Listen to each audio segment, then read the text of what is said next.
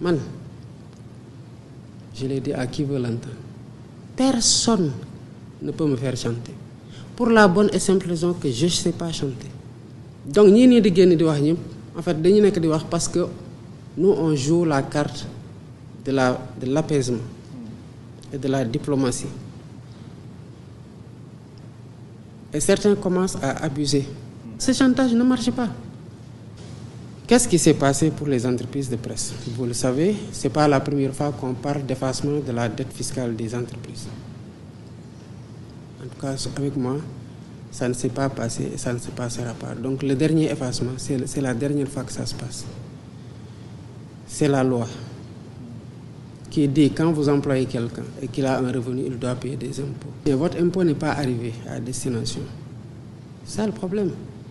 On vous a fait des prélèvements sur vos maigres salaires et les entreprises en question, pour certaines en tout cas les plus grands débiteurs de cette dette fiscale-là, ne sont pas partis payer cet impôt-là. Et cette histoire de fraude fiscale-là, d'abord c'est fini, mais la loi me dit, et je le dis tout le temps aux Sénégalais, je suis le seul Sénégalais qui a levé la main et qui a juré de respecter la loi. Mais alhamdoulilah, j'ai juré aussi de la faire respecter. Ce chantage ne marche pas. Maintenant, s'ils veulent des solutions, j'attends qu'ils m'écrivent pour me dire voilà les pistes de solutions qu'on veut vous proposer. Et on va être inventif. Bravo pour l'investissement et pour la création d'emplois. te lu ci état mën a def dina leen soutenir ci loolu mais quant à nag nga dem jël des impôts ci journalistes yi téye ko parce que tàmm nga saa yoo ko defee ñu baal la ko ba y en a qui ont prélevé comme ça sur les journalistes retenus à la source sur salaire, sur des personnes qui ont fait des prestations pour eux, retenues sur 5% versés au tiers, qui l'ont fait sur la TVA.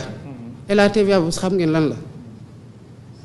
Mais c'est sur la publicité et les annonces.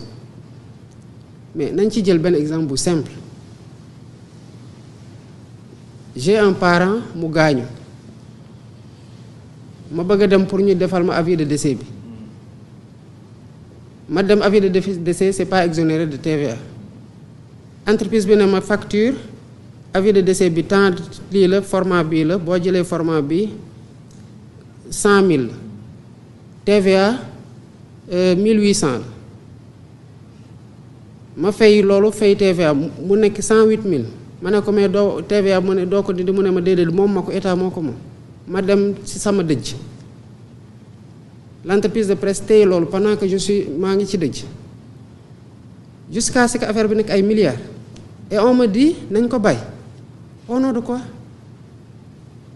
et c'est les mêmes qui vont aller dire non lii amul pourquoi defaruñu yoon bi mais defaruñ ko parce que justement il y a 40 milliards que des gens n'ont pas donné 40 milliards lu mën bëri na vous exploitez on vous donne une concession de service public à travers une licence on vous dit fay leen redevance ñu ne duñ fay redevance te yéen a ngi exploité mais pendant ce temps là après boo xam ne c'est un secteur sensible d'accord j'entends mais les cliniques lan moo leen gën a sensible on opère des gens parce qu'on n'est pas en mesure de satisfaire toute la demande par des hôpitaux publics ay nit dem investir ci ay cliniques ay nit di matu hôpitaux yi jëluñu leen en charge ñu rawale leen ci clinique sauver yaay sauver doom mais les cliniques dañuy fay impôt est-ce que pour autant ñoom nee nañ non nañu effacer suñu dette fiscale parce que c'est un domaine sensible ban domaine moo sensible parce qu'on a le micro donc ñii nii di génn di wax ñëpp en fait dañu nekk di wax parce que nous on joue la carte de l'apaisement et de la diplomatie et certains commencent à abuser parce que yaakaar nañu dañuy génn wax nañu bind man je l'ai dit à qui veut l'entendre. Personne ne peut me faire chanter. Pour la bonne et simple raison que je ne sais pas chanter. Lan presse bu commencé di wax lenn moo mën a am ñu wax lu dul dëgg pour jàpp ne ñu ngi may yàqal tooñ ci nit yoon topp leen parce que ci diffamation lay nekk ak diffusion de fausses nouvelles wala ñu wax loo xamante ne dëgg la lu may déranger parce que man maa ko def ma xam ne man maa wàcc yoon ma tegu wàcc yoon bu dee samay nit lañu ma teg leen ci yoon sant leen ci bu baax nag c'est pour ça que le prix du journalisme d'investigation bu ngeen ko defee man dinañ on y mettra ce qu'il faut pour encourager ce prix-là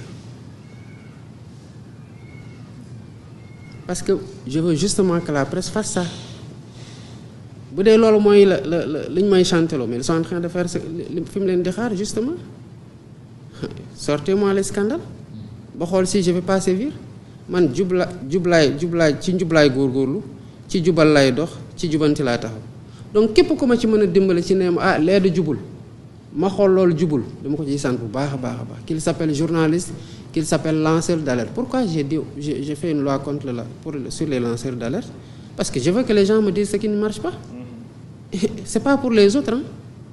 C'est pour aussi ceux qui sont en train de faire des choses avec qui je suis donc on ne peut pas me faire chanter par rapport ak loolu c'est pour ça que ça ne marche pas beneen bi mooy mais on me ferait chanter pourquoi pour que je reste président mais qu'est-ce qu'on n'a pas dit de nous qui n'était même pas vrai est-ce que ça nous a empêché d'accéder au pouvoir non ce qui ne nous a pas empêché d'accéder au pouvoir